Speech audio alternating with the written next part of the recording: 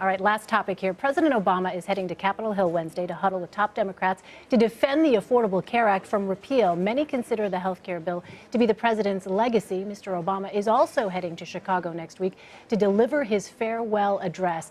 And with regard to these upcoming events, what does the president need to get across, you think, to protect Obamacare? And how does he cement his legacy in these final days in office?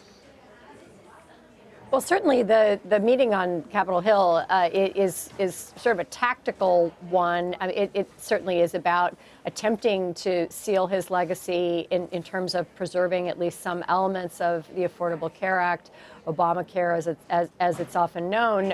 But he's going to be having some pretty specific and tactical discussions with congressional Democrats about ways that they can make the case that there are elements of the Affordable Care Act that are broadly popular, including at least one that Donald Trump has said he likes. So what do they do about that, and how do they insert that public opinion into the discussion around repeal of Obamacare, and sort of also procedurally how that happens? Does it take place as part of the budget process? Does it take place in some other fashion? So there'll be some pretty specific discussions there. I think the speech in Chicago is a really interesting decision on his part to make it. It's a true farewell address. It's the president waving from the lawn, but doing it from Chicago. He's removing himself from the environs of Washington to do it. That's an interesting choice. And he's choosing to do it here, with 2 weeks left before the inauguration, as a real sign that he wants to make points. Certainly, he wants to sum up his own legacy. We've heard him do that. He certainly did it at length in his end of the year press conference.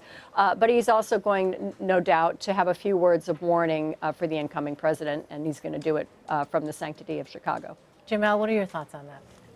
As far as the Affordable Care Act goes and sort of his effort to protect that element of his legacy, the Republican Congress seems intent on repealing the Affordable Care Act.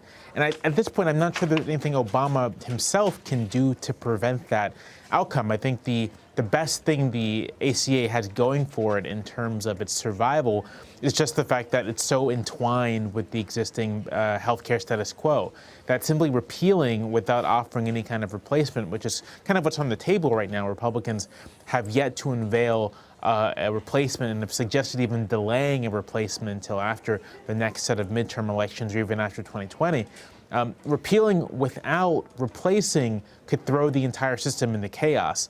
And that fact, which will not just affect hospitals and health insurers, but will in fact actual Republican constituents, that fact may be the best thing the ACA has going for it. It wouldn't surprise me, in fact, if realizing that Republicans end up doing a kind of cosmetic repeal, repealing some particular elements, but otherwise leaving the basic structure of the bill intact. John, what do you think? President Obama's legacy?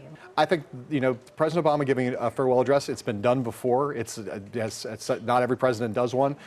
Some of the great speeches that have been given by past presidents, Ronald Reagan talking about the shining city on the hill was in his farewell address. Obviously, Dwight D. Eisenhower talking about the military-industrial complex, warning about that presciently, was part of his farewell address. Obviously, we go back to Washington. It doesn't surprise me, given how important oratory is to Obama, and given the unusual circumstances in which he's being replaced by someone who's so different from him, the diametric opposite, the wildest possible conception of the opposite kind of a president coming in, and with so much of his legacy on the line, that the president would want to make a final statement, to try to make a case for what he's accomplished and plant a marker, both in terms of substance and in terms of rhetoric.